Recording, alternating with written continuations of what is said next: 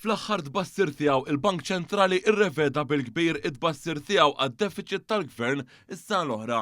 Dan hekk kif issa qed jgħid li dan se jkun 3% tal-ġid nazzjonali u mhux iżjed 3.3% kif anke issemma fid-diskors tal-baġit f'Ottubru li għadda. Ta' min ifakkar li aktar kmin is-sena li għaddiet id-deficit kien imbassar li jkun ta' 3.5% biex fuq medja ta' ftit xhur kien hemm reviżjoni l-isfel ta' 9 punt perċentwali. Dan l-iżvilupp pożittiv jirrifletti kontroll fl-ispiża, speċjalment dik fuq sussidji. Min-naħa l-oħra it-tnaqqis sostanzjali fit-taxxa ta' dħul se jfisser li l-pejs fuq iċ-ċittadin ukoll se jonqos madwar 1.5% fuq medda ta' sentej. Minkejja dan it-tkabbir ekonomiku f'pajjiżna ukoll mistenni jibqa' sostnut tant li mbassar li l-ekonomija se tikber bi 3.7% fis-snin li ġejjin ferm aktar minn dik fil-pajjiżi madwarna. Fost l-aktar fatturi importanti il-Bank Ċentrali isemmi l-impatt pożittiv ta' tnaqqis fit-taxxi fuq id-domanda domestika. Għalkemm parti minn dan it-tnaqqis se jiġi infaddal mill-familji l-esperti tal-bank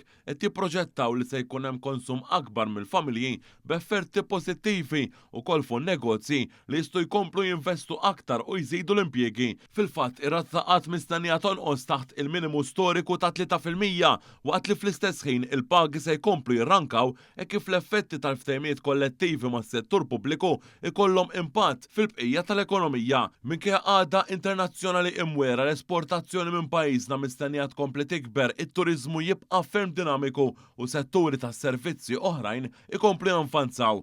Fejn jitlu prodotti industrijali Malta fost l-inqas affettwati mit-tariffi ġodda Amerikani. Il-Bank Ċentrali wkoll innota li bżonn ta' inqas sussidji fil-kontijiet ta' enerġija minħabba prezzijiet internazzjonali sajn ukoll il-finanzi pubbliċi li mistennija reġistraw deficit ta' 2% biss tal-2028 l-aqwa riżultat fi kważi 10 snin.